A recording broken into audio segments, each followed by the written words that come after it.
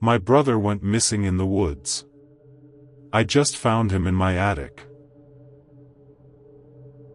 3 weeks ago, my brother Daniel vanished in the Apusini Mountains. One minute he was texting me about a cool ravine he'd found, the next, nothing. Search teams combed the area for days. No footprints, no gear, no body. I'd been sleeping on my couch, phone in hand, waiting for news, when I got an email from a law office in Cluj. A distant great-aunt, Florina, had passed away. I barely remembered her. Just a tall woman with sharp eyes and a way of staring at you too long. She'd left me her old farmhouse, in a tiny village barely a dot on the map.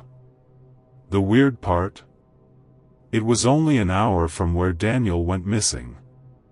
I told myself I was going there to sort out the property, but really, I was hoping. I don't know. That maybe I'd feel closer to him. Or maybe, stupidly, I'd find him. The house was exactly the kind of place you picture when you think century-old farmhouse in rural Romania, faded blue paint, sagging porch, shutters hanging crooked. Inside, it smelled like dust, wet wood, and something faintly metallic. I'd been wandering the upstairs when I heard it. Soft, muffled sobbing. At first I thought it was the wind through the eaves, but it got louder. More human. It was coming from the attic.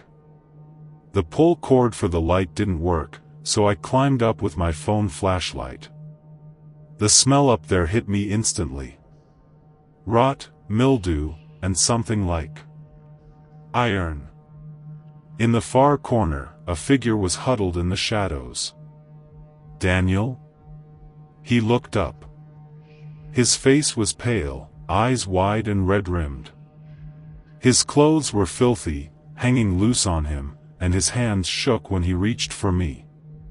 "Oh my God, you found me," he whispered. "I've only been gone a day. Please, we have to leave before it comes back." I asked what he meant. "That's not me," he said, voice shaking. "It looks like me. It talks like me. It comes up here sometimes, pretending. Watching. But it's not me." Then we heard footsteps. Slow. Deliberate. Coming from inside the walls. Daniel's nails dug into my skin. "It knows you're here," he whispered. From the far side of the attic, 3 sharp knocks echoed from inside the wall. Then, a voice. My brother's voice. "Hey," it called softly. "It's okay. Come here." Daniel's face twisted in panic. "Don't answer it," he hissed. I pulled him to his feet and half-carried him down the stairs. The whole time, the voice followed. Sometimes from the walls, sometimes from right behind us. We left everything and drove straight to the hospital. Daniel doesn't talk about it much.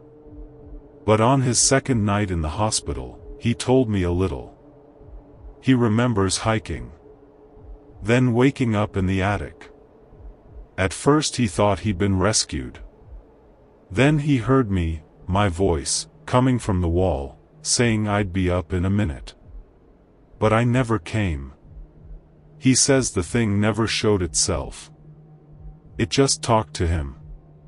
Sometimes it pretended to be me, sometimes our mother, sometimes even him. And it knew things it shouldn't. Private things. Childhood secrets. The name of his first girlfriend. He never saw its face. But once, when it got very close to the slats in the wall, he saw an eye. He swears it wasn't human. I've been sleeping in a cheap motel ever since. The house is locked, but I haven't gone back for my stuff. Last night, at 3:12 a.m., there were 3 knocks on the motel wall. And then I heard my own voice say, "It's okay. Let me in." I thought I was losing it. But when I checked the wall this morning, there were 3 perfect indentations, shaped like fingertips, pressed into the plaster. I don't know what's in that attic. But I think it followed me. And it knows my name now. I went back to the house yesterday. I didn't want to. Just pulling into the driveway made me feel like I was being watched. But Daniel's still in the hospital, and I can't just abandon the place without at least grabbing some documents and family stuff. The attic door was still locked, which was a relief. I could almost convince myself that whatever was in there stayed in there. Almost. I decided to start with my great-aunt Florina's bedroom. I remembered her as cold and strange, but I'd only met her a handful of times when I was little. She was old even then. Wrinkled, sharp-eyed, and always whispering to herself when she thought no one was listening. In the bottom drawer of her wardrobe, under a pile of moth-eaten scarves, I found a leather-bound notebook. Its cover was soft from use, the pages yellowed and warped. It wasn't really a diary. More like a record. Dates, names, and little sketches. And in the margins, phrases written over and over again, in shaky handwriting. Don't feed it after midnight. Don't say your name. Don't listen when it cries. The earliest entries were from the 1950s. Some pages mentioned about the it in the attic. Florina wrote about hearing it first as a child, how her father told her it was a family burden. Apparently, the thing only came to the eldest child of each generation. It would call to them in the voice of someone they trusted, and if they answered, it would wear them for a while. The later pages got worse. Short, frantic notes. It knows the walls are thin now. I think it's learning my steps. It asked for the boy again. I told it no. The very last entry, dated 2 months ago, simply read, "It has learned my name." I took the notebook to the only shop in the village. A tiny place run by an old woman named Anna. When she saw the book, her face went white. She told me the stories. Every few decades, someone in my family would go away for a while. They'd come back. Different. Sometimes they'd refuse to speak. Sometimes they'd speak too much, telling you things they shouldn't know. The villagers called it the one in the attic. Anna swore it wasn't a ghost. "Ghosts are the dead," she said. "This one is something else. Something that doesn't want to die." I asked how to get rid of it. She just shook her head. "You can't. You can only keep it in the dark and hope it doesn't learn your name." Last night at the motel, I dreamed I was back in the attic. The smell was the same, rot, mildew, and metal. Something moved in the shadows. It spoke in Daniel's voice first, soft and pleading, "Help me, please." Then it shifted to my own voice. And then, very quietly, it said my full name. When I woke up, my phone was in my hand. The call log showed a single outgoing call. To my own number. It lasted 23 minutes. I went to visit Daniel yesterday. He's still pale and thin, but physically he's improving. Mentally, I don't know. He startles at every sound. Keeps his blinds shut, even in the day. And he refuses to say my name out loud. When I walked into his room, he was sitting upright in bed, staring at the corner. "There's someone in the hall," he whispered. I peeked out. The corridor was mostly empty, except for a man in a faded brown coat standing with his back to us. His posture was wrong. Too still. His head tilted slightly, like he was listening. A nurse walked past him without even glancing his way. When I looked again, he was gone. Daniel wouldn't talk for the rest of the visit.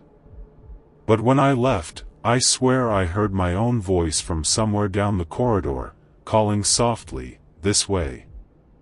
I've been crashing at a friend's apartment in Cluj. She knows something's wrong, but I haven't told her everything. 2 nights ago, I woke up to find the front door standing wide open. My friend swears she locked it. Yesterday, a neighbor mentioned a man in a brown coat standing in the stairwell around 3 a.m. Said he thought it was my uncle or something because he was whispering your name. And then there's my phone. Every morning, there's a new voicemail from an unknown number. They're never more than a few seconds long. Always the same. 3 knocks. A pause. And then my own voice saying, "Let me in." I haven't told Daniel yet. Because I'm starting to think, maybe it doesn't matter. Florina's diary said it wanted the eldest child of each generation. But she was wrong. It just wants whoever answers.